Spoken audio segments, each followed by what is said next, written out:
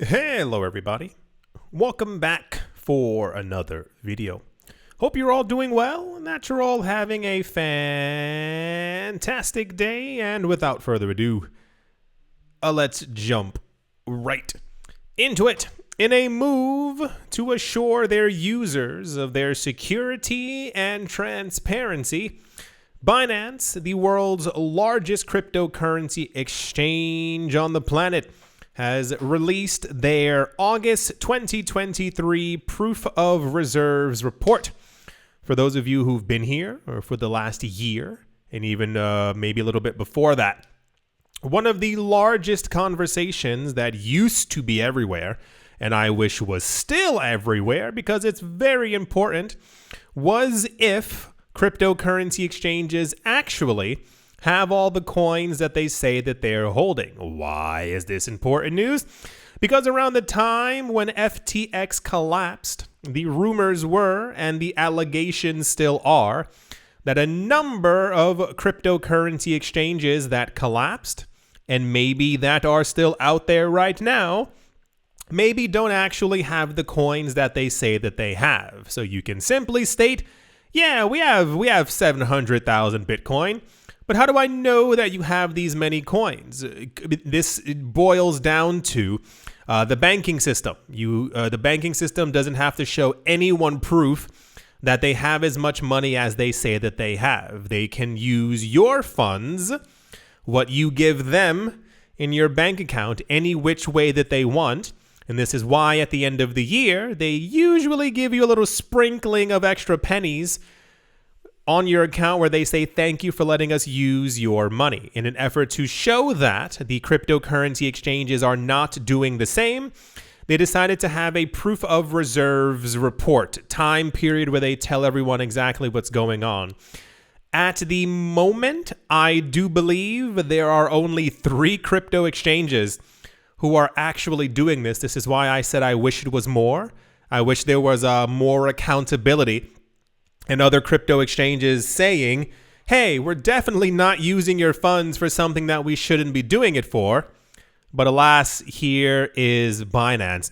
This report details the quantity of various digital assets held in Binance's treasury, along with the reserve ratios concerning customer net balances. One of the other allegations was, amongst other crypto exchanges, was that they might be using customer balances and putting it into their treasury, and might have allegedly also been using it to buy and trade other cryptocurrencies. And then when it was time for you to get your money back, it was de facto there. The idea is kind of like a bank run.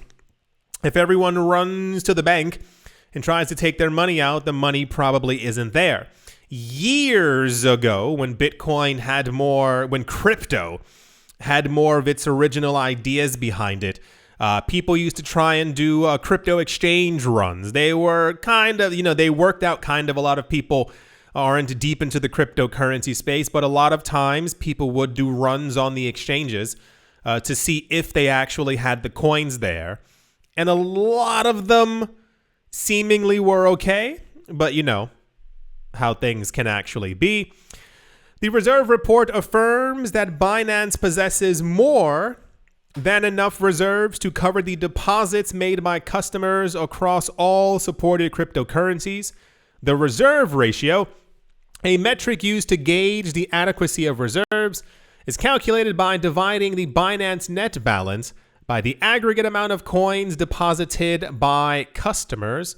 When the reserve ratio is 100%, Binance holds exactly the same quantity of coins as their customers. However, if their reserve ratio exceeds 100%, it indicates that Binance possesses more coins than their customers. This is normally what you want to see. You want to make sure that if they say they're holding 100 Bitcoin, that they have around 110, so that everyone can safely take off all 100 Bitcoin, and then there's still 10 left over as a just in case. And here's the actual thing. They posted it on their website as well. They have a 105% ratio for Bitcoin, 102 for Ether, 113 for Binance Coin, and the list goes on. There's like more numbers and stuff down here as well. So in Not surprised news. Binance is one of the very few crypto exchanges who has been like hyper transparent with us over the last 2 and or 3 years. This is why I assume they are the largest cryptocurrency exchange on the planet, just because, you know, they do things like this. Always, this is why I've been saying for years, I never understood why people were so negative about Binance, but it was usually other YouTubers telling you that that Binance was allegedly doing something wrong. And I was like, where? Show me exactly where, because they've been nothing but transparent for a very long time, and especially since the entire FTX fiasco. If you follow Changpeng Zhao and Binance on Twitter, they're writing like every hour to let us know every single thing. Like they even write when they're moving coins around. They will literally say, at this time at 5:30 in the afternoon, we're going to be moving around a number of coins. These are our coins. Don't worry, they're not customer funds. We're moving them to this wallet over here, just so people don't panic. Anyway, that's the more cryptocurrency exchanges should definitely be telling us their proof of reserves, but I think a lot of people have forgotten about it because a lot of the Sam Bankman-Fried FTX Alameda news has disappeared from the headlines. And yeah, let's move on. Where do I even begin on this one? So, you've seen like the crazy price predictions and stuff that have been going on, right?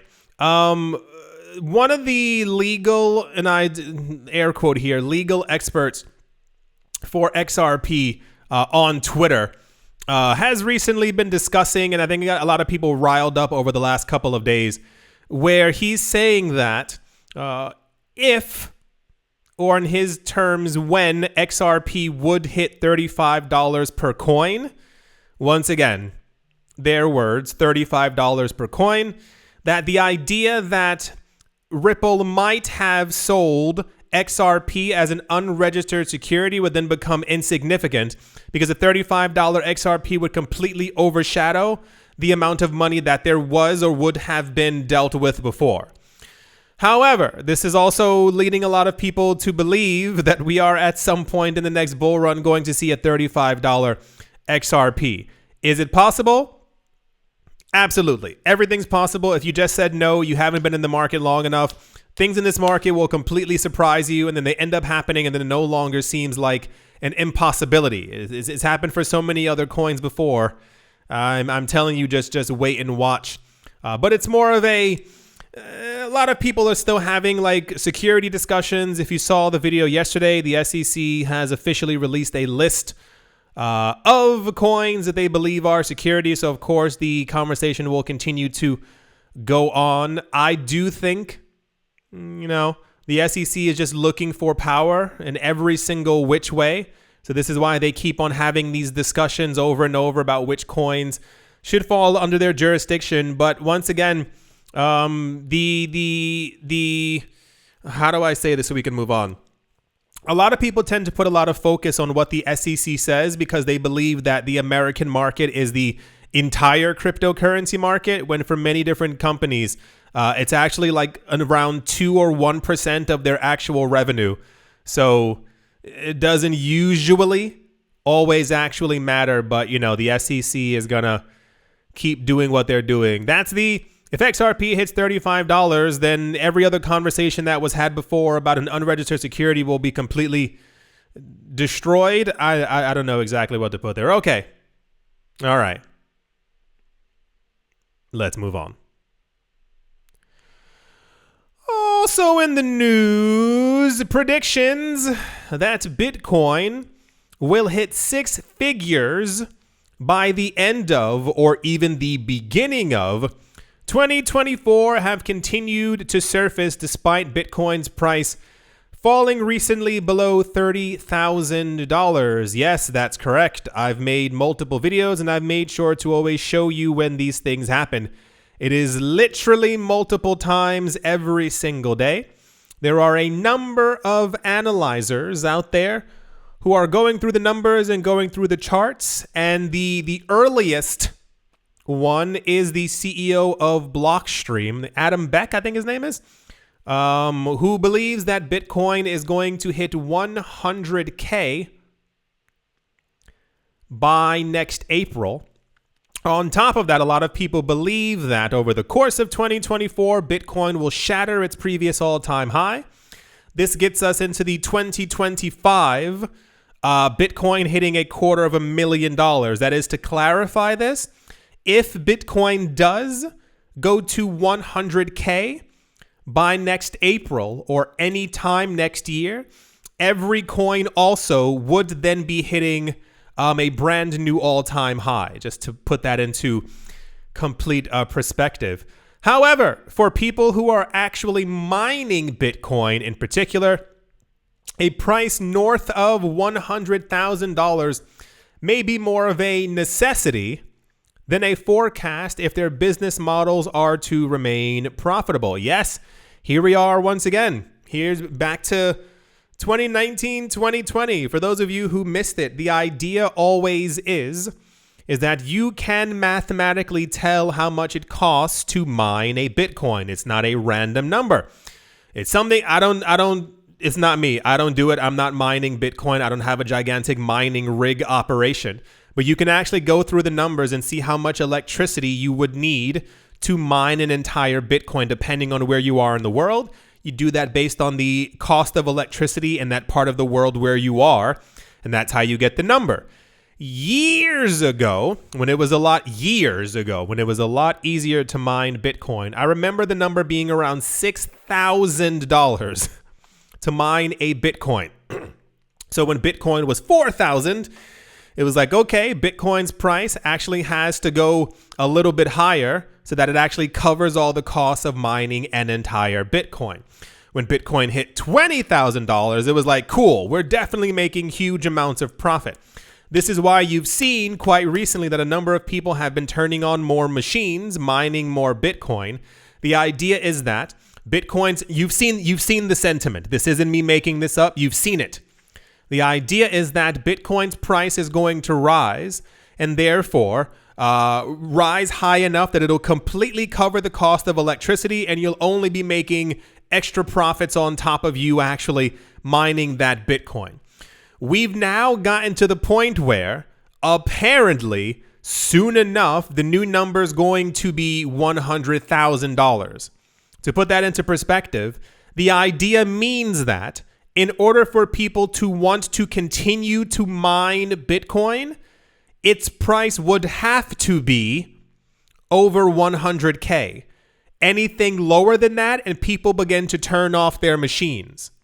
Therefore, it would then be a necessity that Bitcoin could never or would not fall beneath 100K, because people would then begin to turn off their machines.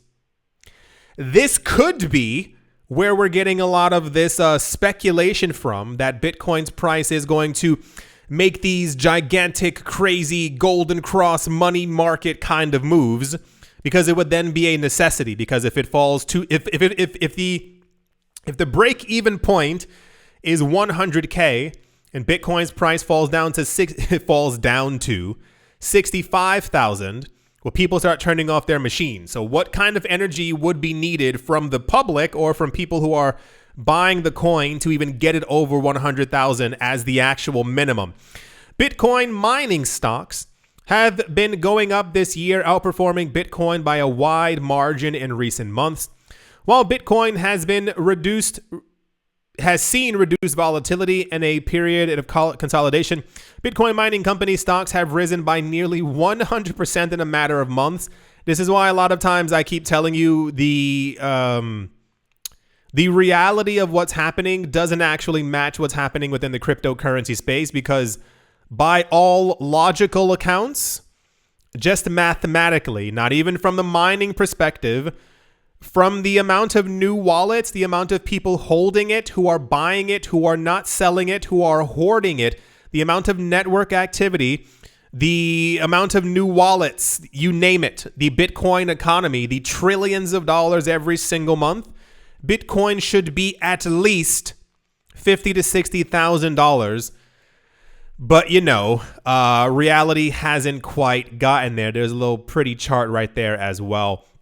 A recent report by Seeking Alpha explores Bitcoin mining by examining one popular miner in particular, Riot Platforms. It notes that despite Riot being expected to triple their mining capacity next year, the company, in general, could face serious headwinds from the halving. If half as many Bitcoin are going to be created, you need Bitcoin's price to basically double from where it is to keep it profitable. If every Bitcoin is getting you 50,000, let's say, and you need 50,000 worth of electricity to be able to mine it, if the halving happens and you're getting 50% less Bitcoin, 25,000 Bitcoin, when the cost is 50,000, you need Bitcoin's price to actually double. Here's a little quick thing right here. When you talk about all those people, when you keep hearing that by the 2032 halving, that Bitcoin needs or would be above $500,000 to $1 million per coin, they're calculating the amount of network difficulty rising as it has been doing in the last 14 years, but to the point where we can see where it's risen from 2009 until now. If that trend continues from now to 2032 during the next halving, the amount of electricity needed to consume for one Bitcoin would be a couple $100,000 to create one coin. Therefore, logically, Bitcoin's price would also have to be several $100,000 to make it profitable for anyone to. You see like how it all kind of ends up fitting together. So yeah. There's now companies and people looking through the information, and they're saying that during the next halving, we are less than a year away. Isn't that insane to think about?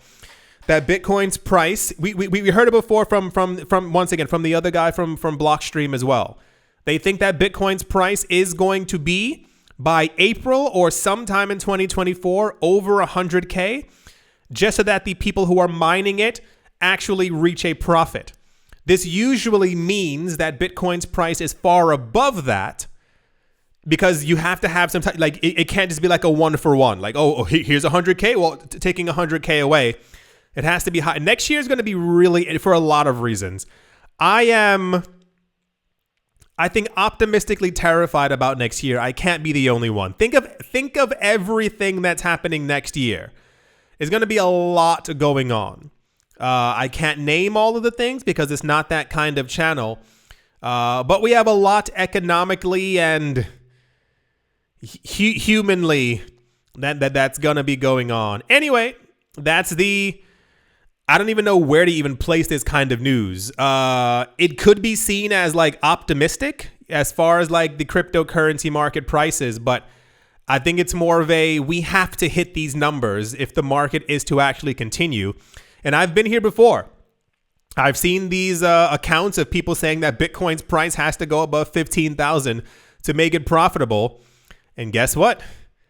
It ended up doing so. That's the Bitcoin mining news. Next year is going to be wacky. And yeah, let's move on. In news that I actually don't agree with news, Apple, the company, do you know how rich Apple is? Sorry for throwing that in there. I was having a discussion with a friend recently.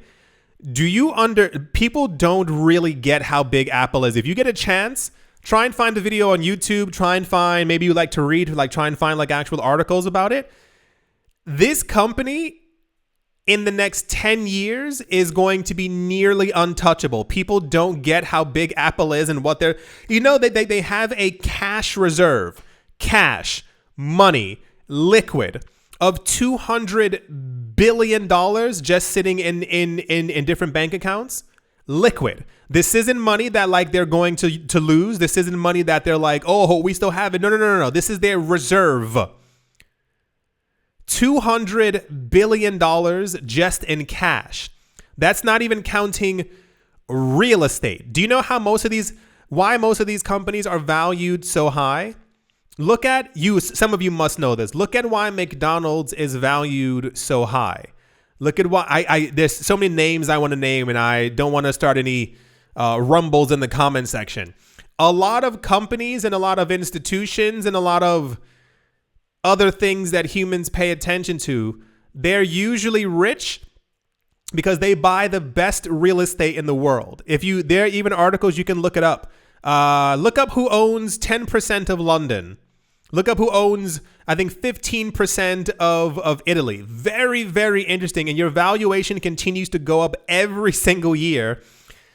It's very fascinating. Apple, back to the news, is facing regulatory scrutiny in the United States over its App Store guidelines, which allegedly hurt apps related to blockchain and non-fungible tokens, otherwise known as NFTs.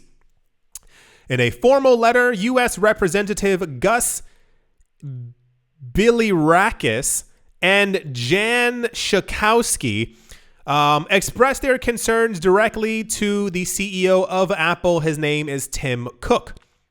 Lawmakers raised questions about the potential impact of Apple's guidelines on the advancement of innovative technologies like distributed ledger technology, blockchains, and NFTs. Remember a couple of months ago, there was a really big problem that a lot of people had within the cryptocurrency space about Apple. The idea was that a number of cryptocurrency and blockchain related games were trying to launch, trying to go public, you name it, whatever words you want to use. And Apple kept on saying no. A number of cryptocurrency wallets tried to launch, and they were linked to these like app stores and they were all these things compiled together that had to do with crypto, and Apple said no. And a lot of people began to throw their arms up in the air, not understanding what happened. Very similar to the idea of a cryptocurrency exchange. People use cryptocurrency exchanges not wanting to understand that these things are centralized. You hear that cryptocurrencies are meant for people to get away from centralized entities and centralized servers and centralized banks and centralized corporations. And you still throw your money onto a cryptocurrency exchange. And then when they tell you you can't take your money off, when they tell you you can't sell, when they tell you you can't use it, people in the cryptocurrency space go, I don't understand. What happened to decentralization? And then I always have to jump in and say, well, that's because they are centralized. When you talk about why Bitcoin, cryptocurrencies that are immutable and decentralized are so important, it's because there's no head of the dragon. Regardless of what you do to it, it will continue because there are nodes and servers and users around the world, and therefore it will continue regardless of what anyone says about Bitcoin. It's going to continue. When you talk about handing over your money to a bank, and then you go, I'm tired of banks. And then you get into the cryptocurrency space and hand all of your money over to a cryptocurrency exchange.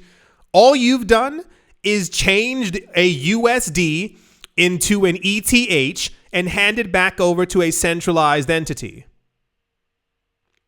When you talk about the capabilities of the cryptocurrency space being able to create decentralized applications, decentralized cryptocurrency exchanges, cold storage hardware wallets where you don't keep all your crypto on one thing at the exact same time because you're legally able to do so, and then you still run back to the old system, and when the old system says no, you go, what happened to decentralization? People are upset because they believe that because NFTs, in essence, air quotes, are decentralized, as you can kind of move them around how you so wish. Because Bitcoin and cryptocurrency wallets are, what they are. You can move around your funds as well. Are not allowed on the Apple App Store.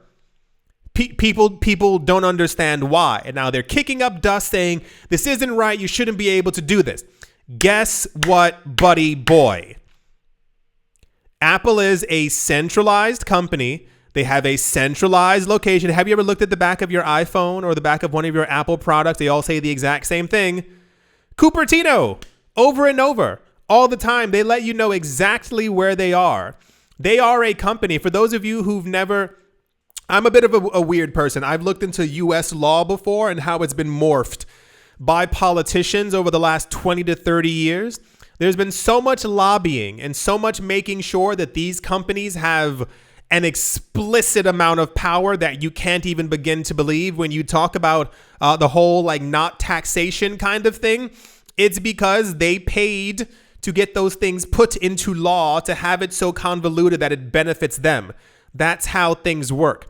So when you talk about a system that's given explicit power to companies which are registered as people in the United States, and then you say, well, you know what, just to make things fairer, you can do whatever you want. And then when they do whatever they want, people go, well, that's not fair. You can't do whatever you want. Guess what, buddy boy?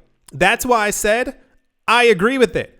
I don't agree with the fact that people in crypto keep looking to the overlords for love and patience and glory and understanding.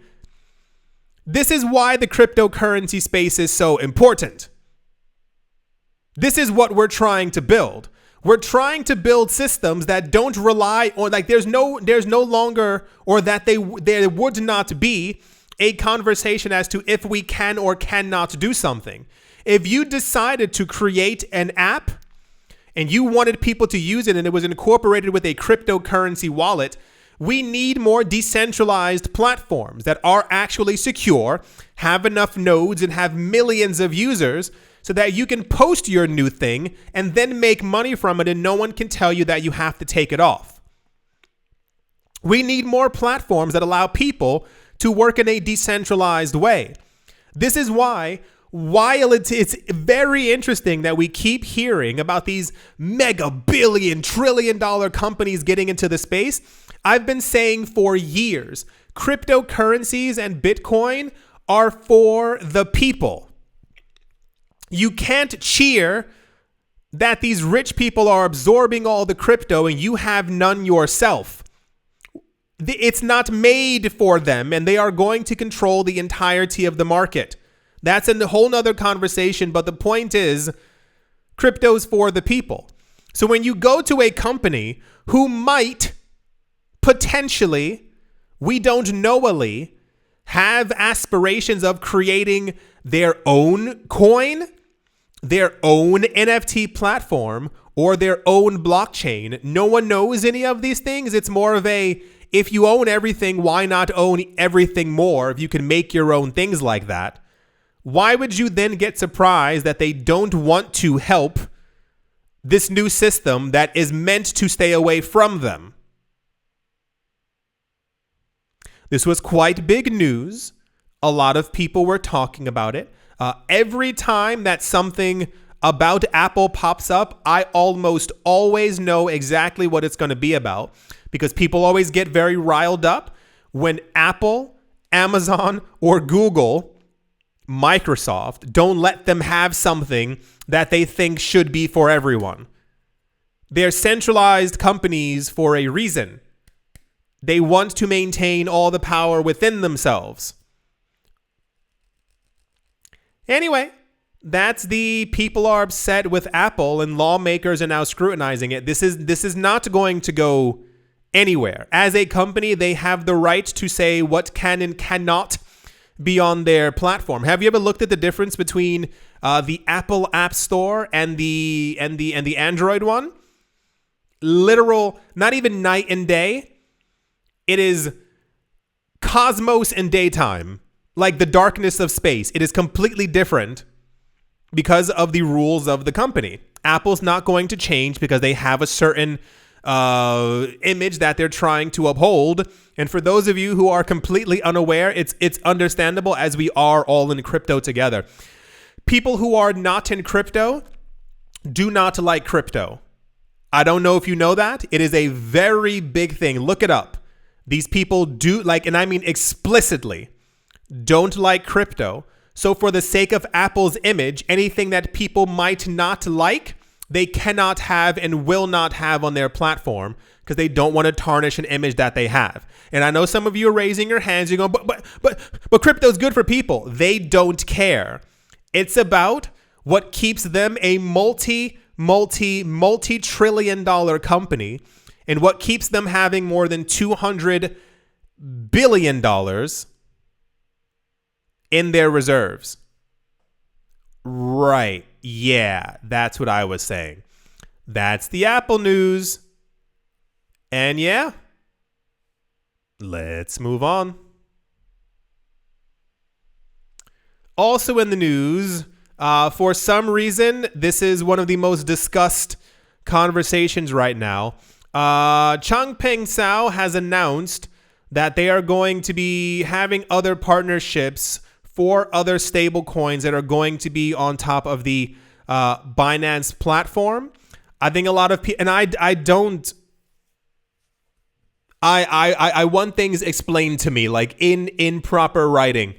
Why people get so excited over layoff news, Dogecoin news, and stablecoin news. I want to be in the loop as well. I'm tired of being on the outside looking in, not understanding what's so spectacular about stablecoin news. I understand the Tether news. The idea is for Tether that every time there's new Tether created, it's from an outside source, a rich person who's trying to pump more Tether into the market in anticipation of a bull run. I get that one. But the idea that new stable coins are going to be popping up on Binance because of new partnerships, I don't know. They even made sure to announce that despite things going on from the US SEC, I think this is another vantage point that I simply can't see based off my life experiences and actual news and logic. The issues that the US SEC is currently having with Binance within the United States only pertains to Binance's services within the United States. Everything else around the world, they're pretty good with. Even the news that we got before from, what do you call it? Well, I think it was Nigeria. For those of you who missed that news, I think it was Nigeria, announced that they were closing Binance Nigeria. And then it turns out it wasn't even from Binance. Someone, literally a random person, created a website called Binance Nigeria, and that's what got closed down. And I think the other more significant news is that I think recently Binance was rejected from, I think their paperwork wasn't right or something like that inside of Germany.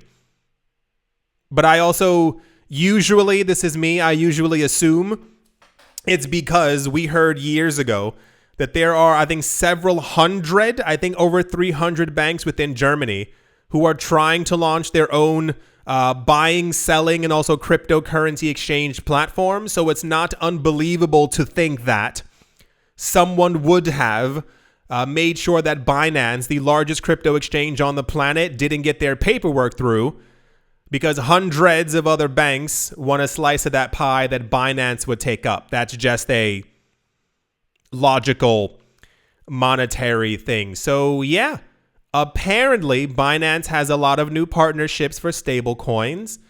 More stable coins will be launching onto their platform, and always significant news. I'll get it one day. I've been in this space for about 95 years now, and at some point it's gonna make sense to me. But cool, yeah. All right, let's move on.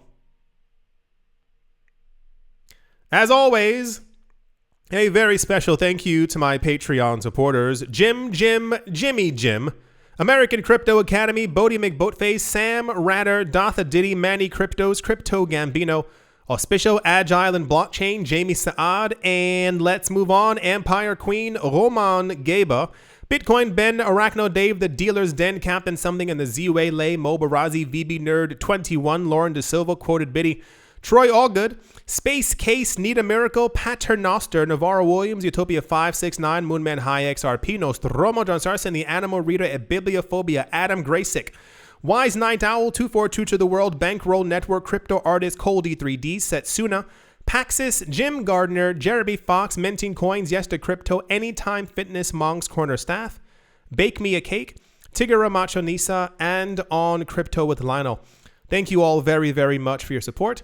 Thank you to everyone who is a member of the channel. Thank you to everyone who clicked like or who has subscribed. I do hope that you've all enjoyed. I do hope that you all are having a great day, a great morning, a great afternoon, a great evening, wherever you are, wherever you might be. I do hope it's absolutely fantastic. Thank you all once again for watching, listening, liking, commenting, and or supporting. And I will most certainly be talking to you all soon. See you.